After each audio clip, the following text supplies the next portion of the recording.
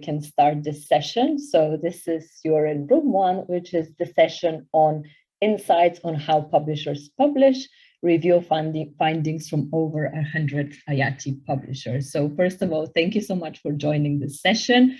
I hope you still have the energy for another session of the VCE. So my name is Petya Kangalova, and I'm an IATI Senior Business and Data Analyst. And I'm joined today in presenting by 3 of my colleagues, Amy, Audrey, and Andy. Maybe you recognize with the VC background screens as well. And they'll be helping with doing some of the breakout groups and interacting with you. So just before we start in the next slide, I'm sure you're now all very familiar with Zoom and how it works, but what would be really helpful as well is if you can add your name and organization as well. That will be really helpful in also looking into the different breakout groups. And as you know, you can use the chat if there are any specific questions or any technical issues. And as you know already, we have interpretation in French and English, and you can already see in the screenshot on the slide, the interpretation button that you can use. And just to mention, we'll have the interpretation for the introduction section and some of my presentation, and into breakout rooms, we wouldn't have that, but I am sure we will manage to communicate and engage with you all. So thank you again for joining. Let's start with the agenda and what we have on the agenda for today. So this is the last session of today, of the first day of the VCE, and we have 1 hour, we have 55 minutes. What I will do is go through a bit of an introduction and present what this work is about. So I'll go through the assessment methodology. So we're talking about the review and the analysis of the 100 publishers that we have looked at, but who we've selected and what data we looked at. We'll go very briefly into some of the key findings. This is the kind of high-level overview. And then we want to go into breakout rooms and have around 25 minutes to really have an opportunity to discuss some of the findings and ask specific questions by the different publisher groups. And that will be led by myself, Amy, Audrey, and Andy. And then we'll go very briefly through some of the next steps. Okay, let's go into the first one. So I thought we'll start with a brief poll to keep you engaged, and hopefully you haven't done too many polls yet. So I will start that. They're very hopefully engaging questions for you. So the first one is just getting a sense from everyone. Hopefully you can now see the poll coming to your screen. And we just wanted to see where you're based. And I know we're doing a virtual event, but it'll be good to see where people are based. I remember last year at the virtual community exchange, we did have people who ticked Antarctica, but let's see. Great, okay, so we have some missing continents, but overall it's great. I think that's a good representation of people. Let me just share briefly the results of this one. You can hopefully see. The next question from our poll is related to all our home office working. And I know, especially in April, most of us were still working from home. So I wanted to check if those of you who are still working at home or working from your office, do you remember where the office is if you haven't been? All right. Have not been, yeah. Some people are not even allowed in, but that is a good mix. I can see people still voting. That is great. And there are some no answers, which is, yeah, it is telling, but great to have you virtually here. I hope you see the results as well. So we have, yeah, majority yes, with barely kind of close to that. Great, great, great. Okay, we have 3 more questions. So the next one is just to see which organization you represent, just to get a sense of the mix, and that will be really helpful as well with some of the groups that we'll be running. Good. Thank you, everyone, for adding your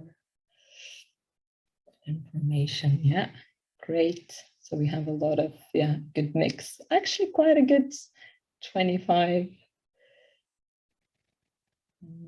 Sharing the results. Let me see. Okay, I think I will end that poll. Good.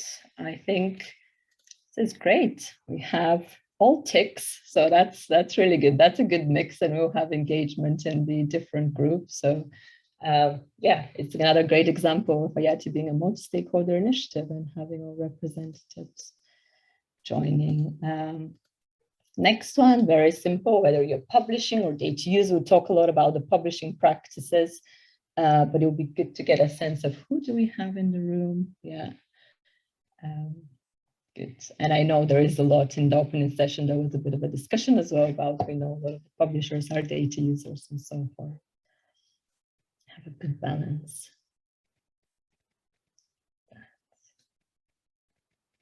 Great.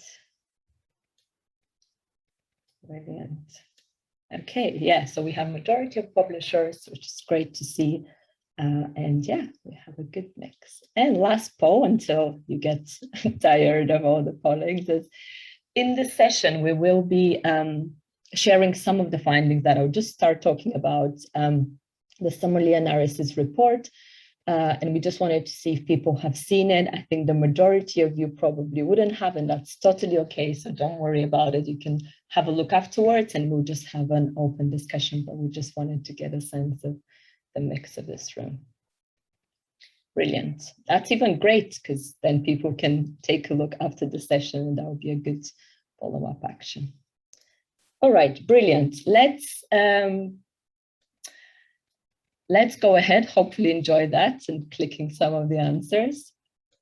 So what this session is all about is us really presenting some of the initial findings and asking some questions of the first detailed systematic review that we did as part of the IATI Secretariat work, and looking very much in detail of the data of those publishers. I know in some of previous sessions that they joined, I think the earlier one related to COVID-19, there was very much a feedback on, we've never really done this overview of more than just looking at individual publishers' data, but looking in a systematic way at more organizations. And we know that in IATI there are over 1,300 publishers, but and we, of course, you cannot look at all of them, but we looked at a representative sample. And what I wanted to flag at the start is the amount of work that really went into this. It was a collaboration within the Secretariat and working with Sarah, who is also part of the session in developing the framework and very much looking at the strategic plan and looking at the links between data quality and data use and really trying to address those barriers. So the key aim of the review was to look at those initial findings and raise specific questions to publishers. So there are a lot of areas where we don't know why organizations are publishing in a certain way. So not just flag issues, but really try to understand why certain elements, or why, for instance, certain elements are being used or not. And the aim is also very much to engage with you as publishers, as organizations in addressing those issues or understanding why you're publishing in a certain way, and looking at those findings to really inform the strategy of bridging that gap between publishing practices in a more consistent way and data user needs. Why this work is important, I think we all know that in order to be able to look at the data quality issues, you need to be able to look into a more systematic way to be able to share some of those findings.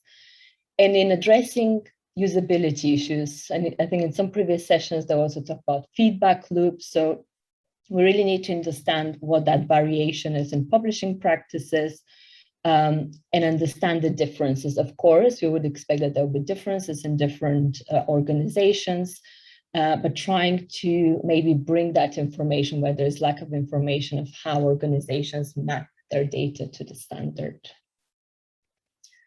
Going on to the next slide, Amy.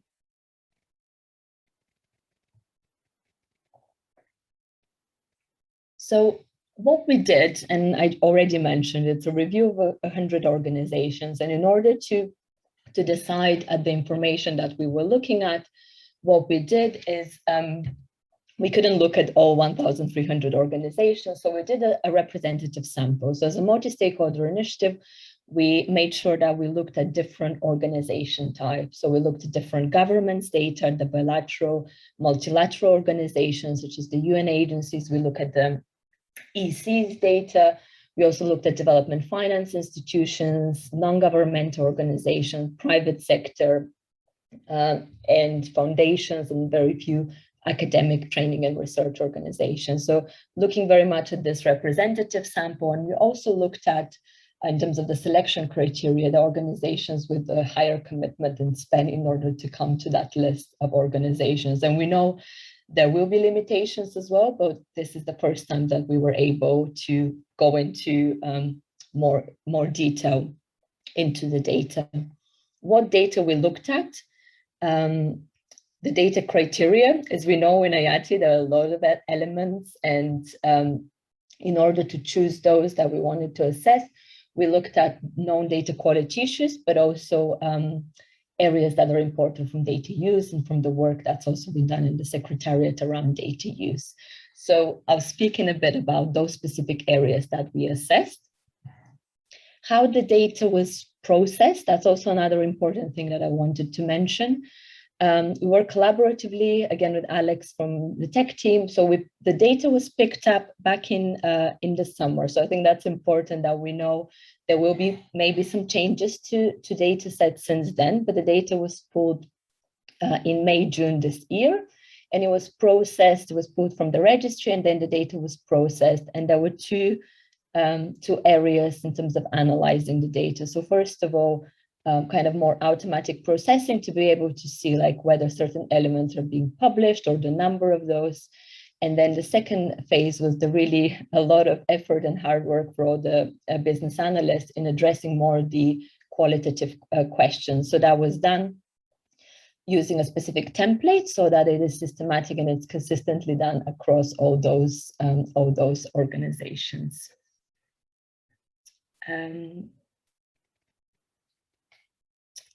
So yeah, I spoke about what data we looked at, who we looked at. So what were the key findings and what was the information that was presented?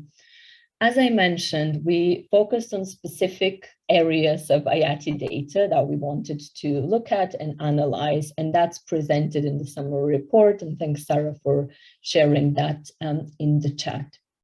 So what we wanted to look is starting with very simple validation. So this was one of the first points of looking at from this sample of organizations, how many were failing validation, so using the IATI validator. We also looked at activities, so the structure of how organizations were choosing the structure of their activities, what participating organizations, how they were referencing and using them.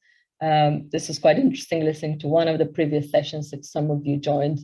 Again, was mentioned around COVID-19 data and referencing participating organizations.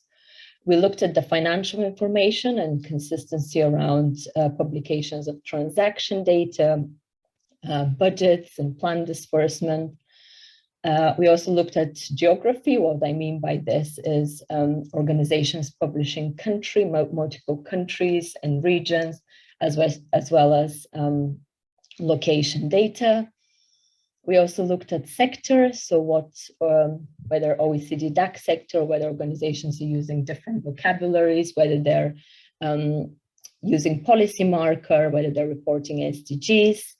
The same for humanitarian data, and we look at the type of financing. And we also, for each organization, look at the organization file. And I know IATI is very much focused on the activities, but there was some quite interesting findings on also looking at the organization file and what organizations and publishers are currently including. In the report, there's also reference to specific publisher groups. So when we were doing the review, each one of the business analysts, or myself, Amy, Audrey, and Andy, looked at a portfolio, which was really helpful in terms of identifying, patterns and looking at specific publisher groups. So the way we we split those, was looking at multilateral. So Amy was looking at the different UN agencies and looking at as well as the European Commission within that big group. Andy was focusing on the bilateral, so looking at a lot of the government's data and reviewing that using as well the template. I looked at the development finance institutions, so at the moment, there are not as many publishing to IATI, but from those such as the different multilateral as well as bilateral development finance institutions. And then Audrey did have a mix of different non-governmental organizations as well as private sector and foundations. And what's quite important with the review and that you can take a look at is not really basically asking specific questions for each assessment area. So as we were doing the review, we did spot some patterns, we did look at specific assessment areas, but there were a lot of questions that came up in terms of trying to hear from you, from publishers, as to why, for instance, they're publishing negative transactions. So we identified quite a lot of patterns in that area, why they're splitting files. So we identified patterns in those as well.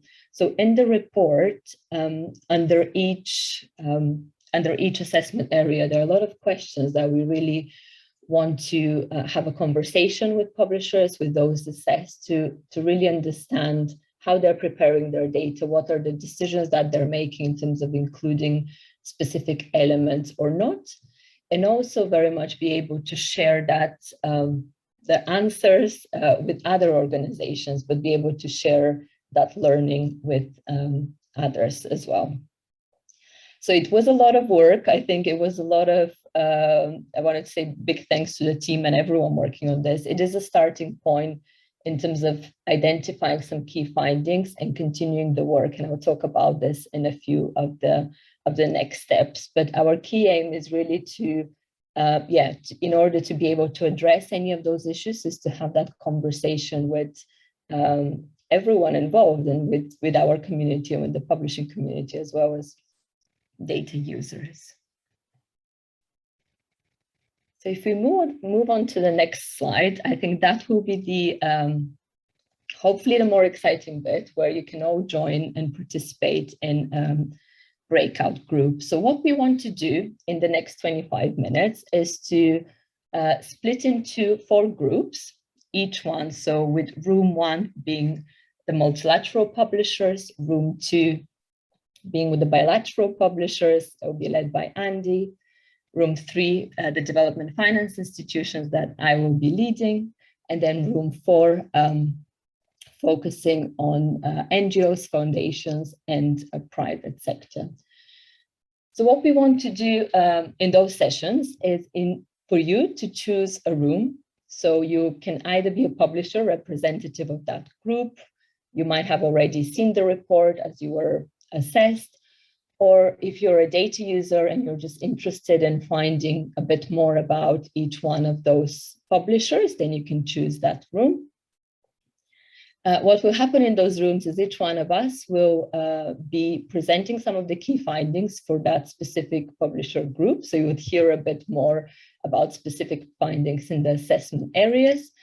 And then you would also, will have prepared a couple of questions that you can discuss with us, but also with other publishers in that group. So you'll be able to, to share learning, for us to hear from you in those groups, and hopefully meet other publishers or other organizations within your group.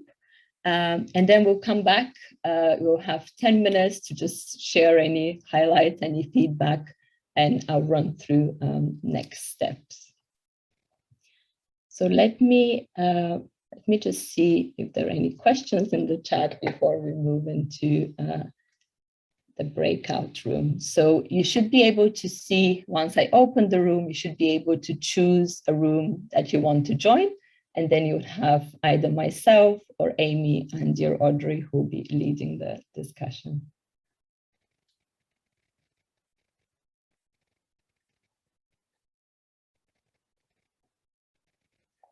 So can Can people see the rooms and able to join?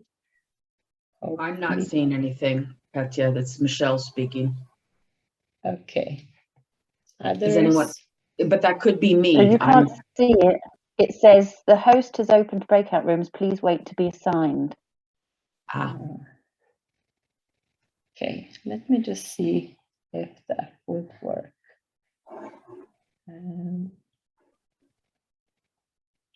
Okay, what I'll do is we did select the options for people to be able to join, but what I'll do is I will now start, I'll move people to different breakout groups, and you can, you can move already to those ones.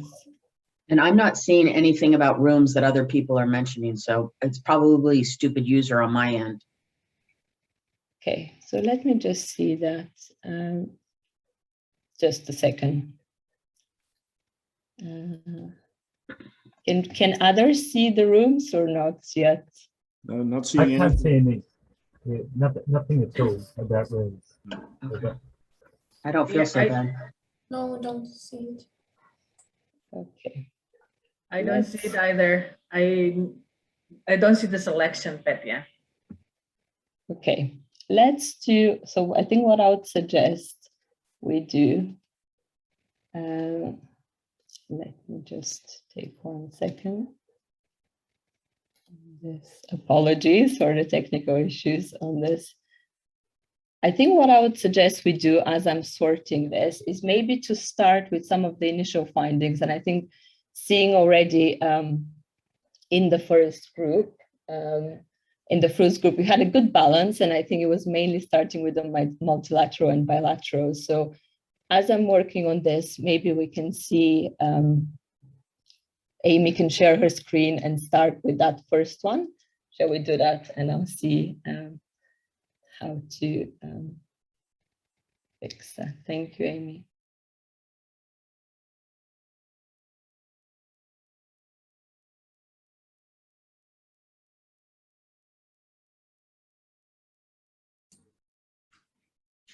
Amy, you're on mute.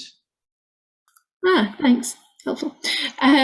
Yeah, so the group that I was asked to look at was the multilaterals, so largely a number of the UN publishers as well as the European Commission. And some of the things we're looking at is how do these organizations identify themselves within their data? So if we were a data user coming blind, what would we be able to tell? So in terms of looking at who they reference, which partner, which external organizations they reference to themselves, the UN and the EC were quite good at adding themselves, other multilateral agencies, and particularly other country codes into their data. However, when it came to actually identifying who these organizations were, some were using a mix of the kind of the standard IATI org IDs, which means we begin to get into areas of traceability. There was also some use of DAC channel codes for identifying other organizations, country codes and internal IDs, which if you're a little bit data savvy and know the area, you can probably work out who they are referring to. But in terms of this IATI operability, it's getting harder to be able to do so without strict use of IATI org IDs. There was also an issue with trying to identify the flow of funds through the UN, in terms of who are they getting money from and who is that money going to, or is it being spent by the individual agency? That often was not clear when looking at this group as a whole. In terms of the financial data that was held, we saw a lot of transactions. Most of these transactions fell within the IATI guidelines, so they're not in the future, they are all for a current or previous spending. And most of those transactions were not rolled up into aggregates, or at least no more than aggregates of a month. So in IATI, we want to have as timely spent as possible. Ideally, we'd have daily transactions, so if a transaction happened, you could pinpoint that to a particular day. What we see maybe more often is transactions are rolled up, so we can see the total expenditure or disbursements in a month, Where it then begins to impact on data use is where we have aggregates for more than that, such as for a year. Makes the data much harder to use. Emmy, sorry, Riza here. Sorry to interrupt you, Emmy. I think people are still waiting in the breakout room 1 for multilateral publishers. We are not in the room 1, right? No, so we're just still trying to see if you can, apologies for this, if you can still see a message about the different breakout rooms, or most of you are not seeing that. If you click on the more, and there is a breakout room to be able to see which one you can join. Yes, I can see that, but what I'm saying is now we are in the main room, right? We are continuing in the main room for the multilateral. Correct. But others are still in the breakout room 1. There are a few people waiting there. Do you want to send a message, or do you want to tell them to come and join in the main room so that they can come back? Yes. Thanks. Yes, I think probably best to come to the main room.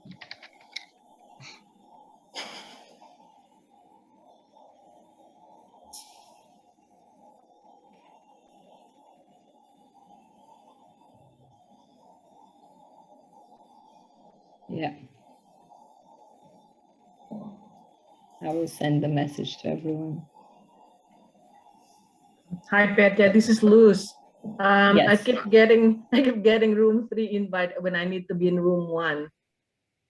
Okay, so I think we'll close now the rooms, and we'll come back in here, all of us, and we'll just continue with some of the key findings in here.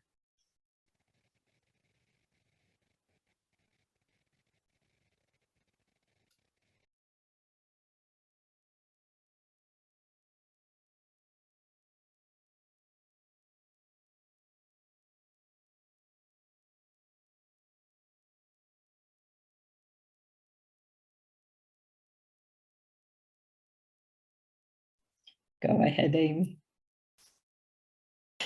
Cool. I'll continue where I left off, and you can see what we were talking through on the slides. At the moment, we're talking through the key findings from the multilateral organizations that we analyzed.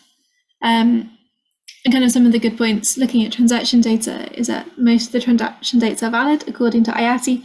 Therefore, they're all, and most of them at least, are current dates, if not past, or past dates. And there isn't a great deal of aggregation in there, so we can see per month how much there is incoming, how much there is being spent, and so forth. One of the things that confused us is the number of zero-valued transactions, and why they were being included in organizations' data. And another area of difficult or challenge we found is the inconsistency in which transaction types are being used. So, for example, a number of the multilaterals weren't including incoming funds, so we're unsure about where this funding source is coming from. Budgets were another area we looked at.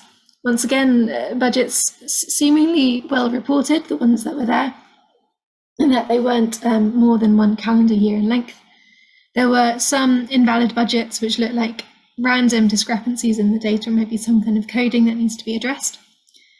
An interesting one is that for a number of the Euro Commission publishers, we actually found there was more data within the planned disbursement element, and kind of a better values and date range than was held within their budget data.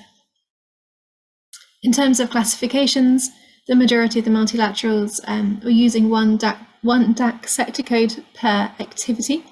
And this is raising questions of, are you separating your activities or defining activity by a particular sector code? Or actually, is there something else going on at play here? Like, this is the most relevant sector code for that activity, and the others are being ignored. We've got 10 of the UN agencies and EC organizations publishing SDG data. This is not a great majority, and it would be great to see something improving over time. We've also got use of the policy markers, and that was a range of attaching 1 or 2 policy markers to the data or publishing them all with a level of 0 significance to a primary objective, which was, we haven't been seen in other organizations reporting. So the discussion questions, particularly that we'd like to address to the multilaterals, would be how do you find codes for external organisations to be included as participating organisations? How can we begin to help standardise that level of reporting? How do you allocate sectors to your activities? Is it that you break down your activity, that an activity only addresses one particular sector, which we presume is not the case, but rather how do you make that judgment, or what data is missing from the sector allocation? And also, why are there so many transaction figures that are equivalent to less than $10? Where are they coming from? What is their use? Is there a purpose behind that we're missing? Or is it adding unnecessary noise to the data? How should users interpret negative transaction, and particularly negative budget values? How do they work on an individual organisation? And also, what does your budget or planned disbursement budget data represent? Where's it coming from? What is meant by this? As we know, there are a few different interpretations. So that is an overview of the multilaterals. In terms of the bilaterals, Andy, would you like to take over and present on this one? Of course, thanks, Amy. Apologies for the breakout rooms ended before I start my presentation there. So the assessment reviewed a subset of bilateral IATI publishers. In total, 42 publishers' data was assessed. While the assessment looked at multiple assessment areas, as Petya mentioned earlier, we do not have time, of course, to cover all of these. So some of the key findings that are relevant for the data users are, first is about frequency of publishing, which has a big implication for data users. The assessment found that around half of the publishers that we assessed do publish data according to IATI recommendations, which is at least quarterly. On the other hand, 13 publishers do publish very infrequently, so less than annual. Including participating organizations is crucial for traceability. By traceability, sorry, Andrea, can you hear me? Your sound quality is really bad. Sorry to interrupt you, but maybe you can change. Yeah, because maybe I'm the only one, but sorry. Is it better now? No, you're not the only one, and no, it's not any better. Oh no. Okay, shall I go through some of the findings, Andy, and then we'll continue. Sure. Apologies for all the issues with the breakout groups, but I think what we'll do now, hopefully we have most people back in. We'll continue with some of the findings around the bilaterals, briefly do some of those around the DFIs and the NGOs, and then we'll raise some questions at the end for you as a group to come back in. Apologies again, hopefully you're back in the room and you have access to slides as well after the session. So I'll just continue to Andy's presentation on participating organizations. So around narratives, so I think narratives are used, but assessed by the bilateral publishers. So I think here we're talking a lot around the use of reference, and I think the usefulness of some of the narratives being used. Shall we go into the next slide, Amy?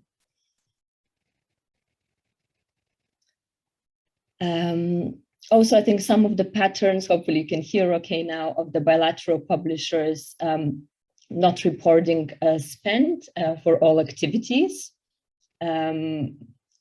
And this is, I think, identifying the patterns of the kind of comparison between commitment and spend.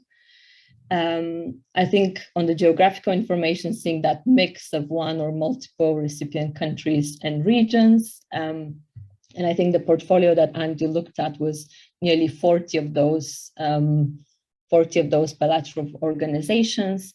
And when there were multiple allocations, so I think for some of those with multiple countries and regions, there were around 13 of those with not having the correct percentage. And I think in terms of importance for data use, being able to know what percentage of the activities are going to specific countries or regions is also quite important.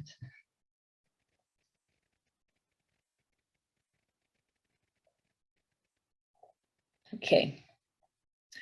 Shall we go into the next slide, Amy, just to flag some of the highlights on the development finance institutions? And then we come back into some of the questions that we've raised. So on the development finance institutions, that was looking at a few of the development banks, so the African Development Bank, the World Bank, Asian Development Bank, and others. So there were still quite a few of those that were failing validation. What was good to see is that frequency of publication. So most organizations were updating that on a monthly basis. Quite a lot of the activities were divided by country. In terms of the transactions, I think what we saw is that there were different transaction types, I think different to the what we've seen by other organizations. So outgoing commitments were most commonly used, followed by disbursement, but there were also use of those other transaction types around interest payments and loan repayments. And there were quite a few negative transaction values reported by some of those development finance institutions. Subnational location, I think what we saw in the data was that quite a lot of the DFIs also included geonames and geocoordinates. In terms of sectors, I think what was quite interesting to see is that some of the organizations use their own sector classification, so now is the most consistent with the use of the DAC1, so the OECD DAC1s. And I think across the development finance institutions, most were reporting their total budgets just for 2021, with some up to 2024.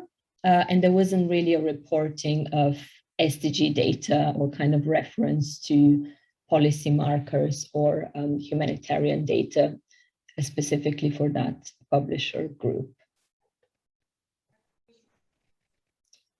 Do we want to go into the next one, Amy? And I think I will let Audrey present briefly the findings on the last one, and then we'll come back with a few questions to open to the group.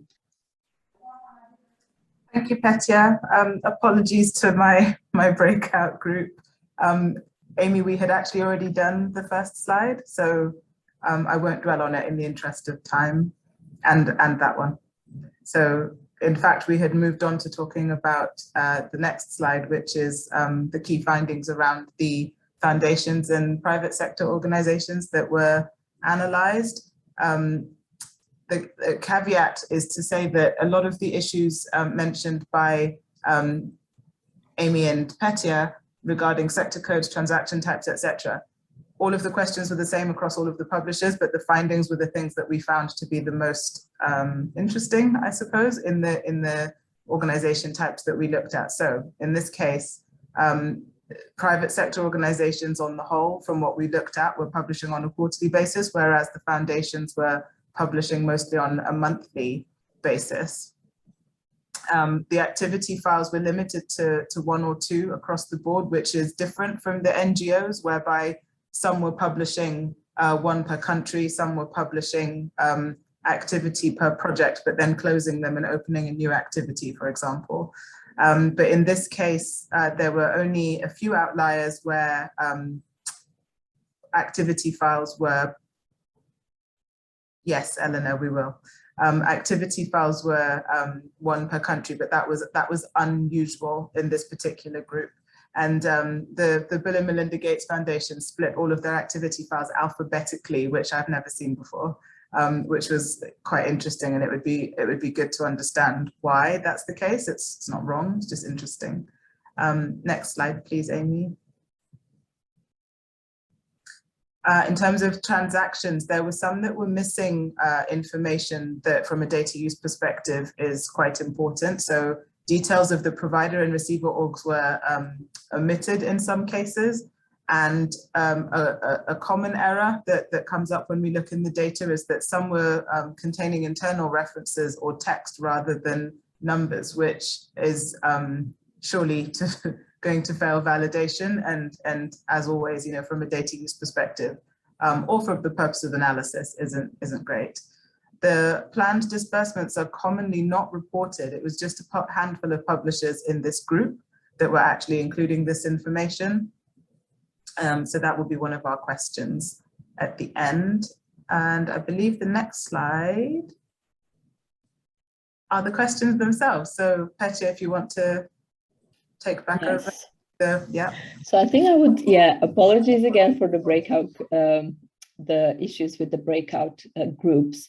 But what I would want to now go back into, and I think we have around 15 minutes, is just to get any questions from the group, and we can focus on some of those that were currently shared. I think there were some that were quite consistent across the groups, but just to share any reflections from those of you who have looked at the report, and then we'll come back with looking at some of those questions that you can now see on the slides about internal decisions on how often you publish your data and how you decide on your specific activities or projects to publish. But I wanted to first come back and see, you can raise your hand or add into the chat if there's any specific questions or anything you want to first raise.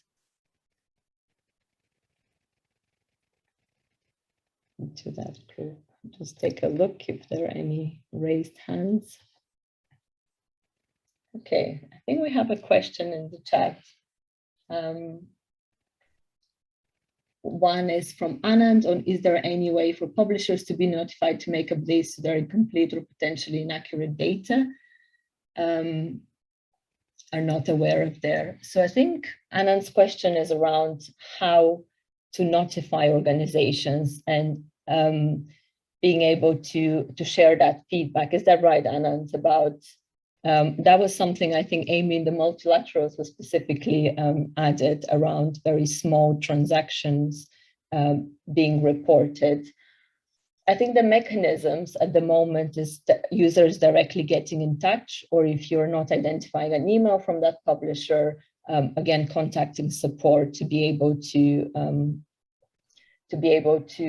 share that information. Was that your question? Yes, that was right. Yeah. Yeah, so there isn't, I think at the moment is, again, the main mechanism is kind of encouraging that conversation. So, so being able to identify who the publisher is and being able to link to them via either the public email that they have added or linking through support and us seeing if we can identify a contact that we have from that organization. Yeah, to jump in on the small transactions, they're not necessarily wrong in terms of the organizations may well be spending those small transactions. That's also in the data that is what's being published to IATI. What would be useful to hear, particularly from the data users, is are these transactions useful to include? Do they provide meaningful data, or actually is maybe more of an aggregation, so they're being rolled up into like a monthly spend or to a certain value, but would reduce the amount of noise in the data without losing any granularity. So both in terms of publishers, it would be great to understand why those are happening based on their internal systems, but also to you as data users, going actually what is going to help you use the data in something like this, which is not necessarily incorrect, but there might be a more useful and efficient way of doing it. Michelle, we see you have your hand up. Yeah. Yeah, in relation to that small amount, I mean, I find there's a bit of a disconnect if we're talking about wanting publishers to publish frequently.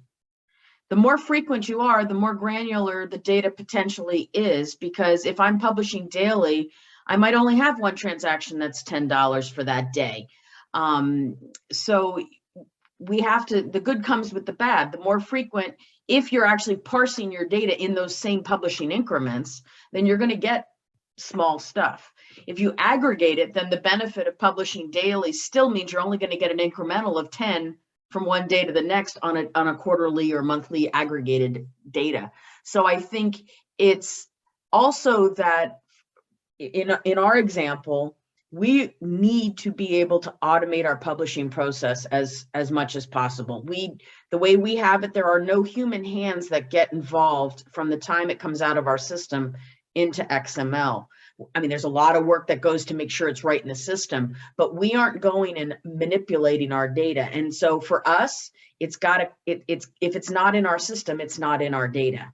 And what we struggle with now, as you've heard offline with me, is it just takes us so long to reprogram our system to get it into XML. And we do use Cove to answer one of the questions there. We do still use Cove to get our XML. But I think that's just the challenge is you're going to get small numbers if you're asking people to be more frequent. One of the other questions that came up is seeing negative numbers. Again, we don't even have the data in our file yet, but I do know that one of the concerns is that sometimes accounting just doesn't do it right the first time and has to make a correction. And if that correction doesn't happen within the same period of the publication, you're going to see a number up one month and down the next month. And that's actually scary for some organizations because it looks like, oh my God, what are you doing? You're taking, it looks funny.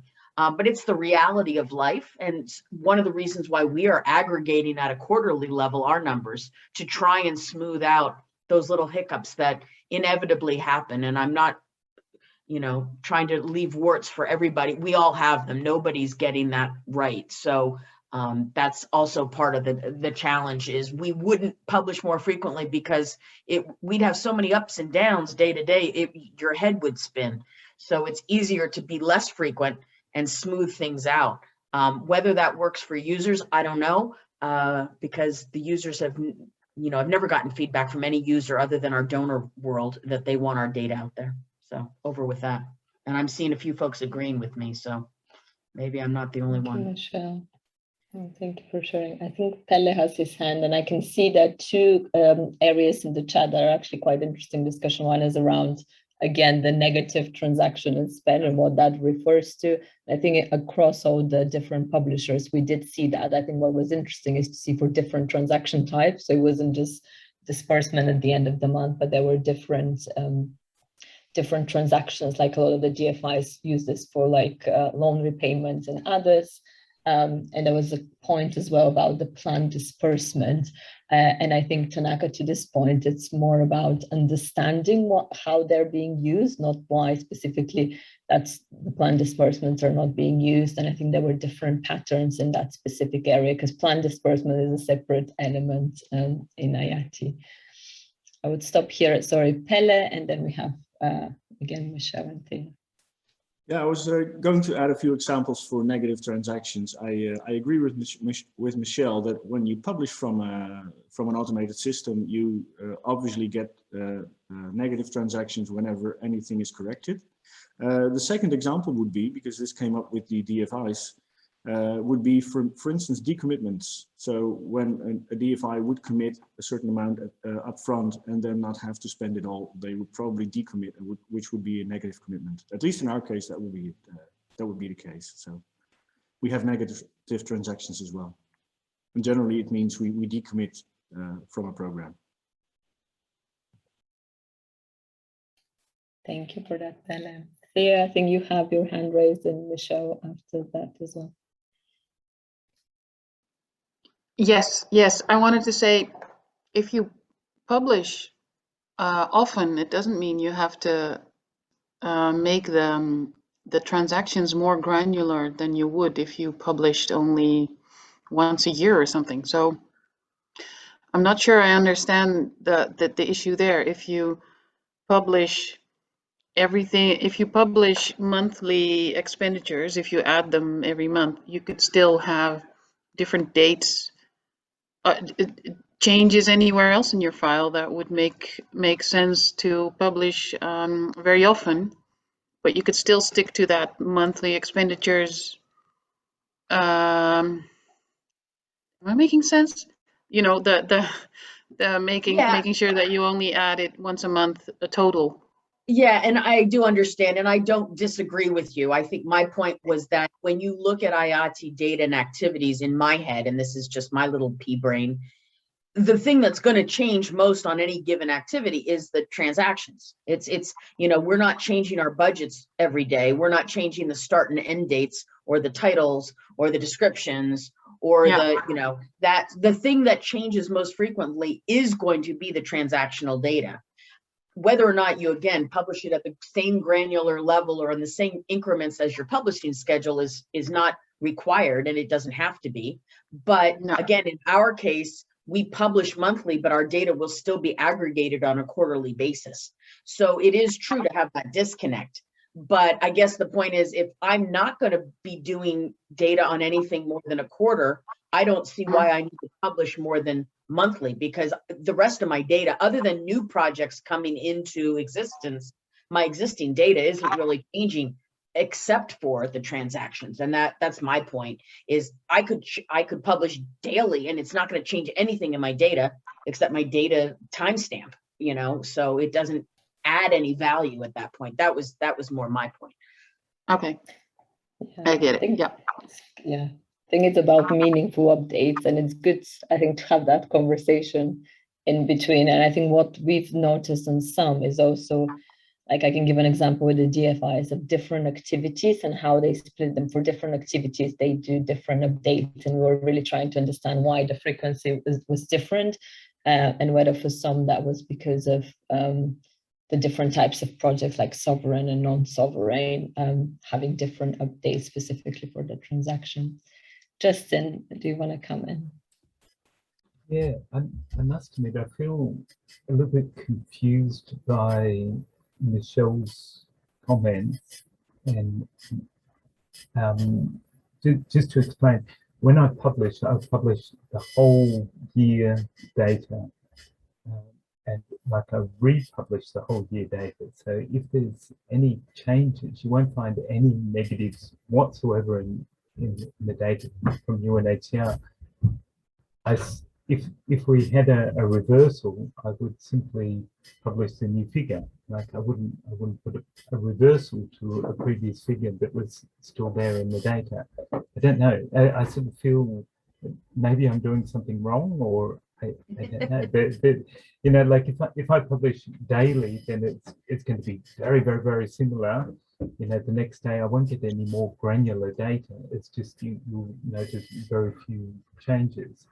So I tend to publish monthly, excepting if there's significant contributions or significant changes in budget, and or we release some particular appeals or documents, then I'll just republish on a sort of ad hoc basis, just my judgment on how significant this change is. But Justin, to answer your question though, that is possible perhaps based on the way you publish, but for us, if we said we're going to spend $1 million, or we actually spend $1 million and on two projects, and I'm going to make this isn't a real example, but really it should have been $500,000 on two different projects. You know, you see in one project $1 million of spend in 1 month. If they don't catch the problem, or if they don't correct it until the next quarter, because our data is coming straight out of our system and looking at the dates of those transaction bookings, I'm going to show $1 million up in 1 month or in 1 quarter. And the next quarter, when the correction is there, I'm going to see down $500,000 in one project and up $500,000 in another. And so, you know, that's what I mean by it happening in different timeframes. You're publishing your financial data for a year at one time. I'm talking about doing it on a quarterly basis and doing it straight out of our system. So if the accountants make a mistake in January and don't fix it until June, those are 2 different quarters. And so they're going to be ups and downs and corrections. I'm not going back and manually adjusting it to January just because I know it was a correction for that. And from an accounting standpoint, you can't open up past ledgers to fix it in January, you fix it in June. So it's more trying to just follow the accounting rules rather than, and not doing anything manually for IATI that isn't already in the system. I don't know if that makes sense. Yeah, thanks for explaining. That makes a lot of sense. Okay, I think what this session was good is that there was some conversation starting, which we did want to aim and do in the breakout groups. But I think what I would do in the next slide is talk about next steps and basically opportunities for further engagement. And Amy will now share that slide of where we go from here, I think with specific actions. And apologies again for the issues with the rooms. I saw that there were loads of useful exchanges, and thanks, Sarah, as well for responding in the chat already. I think that's what we aim with this session, is to kind of stimulate engagement on the findings and starting a conversation. So yeah, the session will be recorded, and we'll take a look as well and summarizing some of those exchanges. But what you can do next. So have a look at the report. If you haven't, that was shared in the chat, and we can follow up on this. Join the IATI Connect's data publishing community. I've shared the report there and the findings, and that's where you can also get in touch with other organizations. What we'll be doing is further direct one-to-one engagements, and we'll be offering those sessions with organizations that were already reviewed, and we'll try and do some group sessions as well, so you can have those conversations with other, let's say, multilaterals. I think we had a good example in this session. And if you have any questions or support, of course, you can email us as well via the help desk. But what I wanted to say with this work is that there are initial findings. There aren't right or wrong areas. And I think some of the discussions, I think specifically in this overall sessions, was around the use of negative transactions and maybe practices of how those are used. So those are exactly the things that we want to see. We want to see that communication as well between you as publishers. And I want to really thank you again for joining the session today and taking your time.